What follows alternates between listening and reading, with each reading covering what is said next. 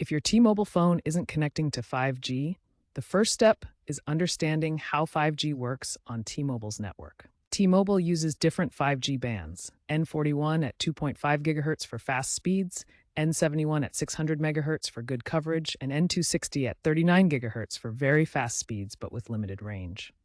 Your phone usually defaults to NR Auto Mode, which switches between 4G LTE and 5G. Ensure your phone and SIM card are 5G compatible by checking T-Mobile's Coverage Map app.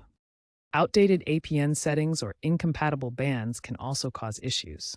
The goal is to make sure your phone can access the available 5G bands in your location. To fix 5G connection problems, start by toggling airplane mode or resetting network settings. Consider switching to NR-only mode in your phone's settings to force a 5G connection, but be aware this might cause dropped calls in areas with weak 5G coverage. Ensure your phone's software is updated. If problems persist, use the T-Mobile app for AI-driven diagnostics. Roaming on partner networks might degrade 5G speeds.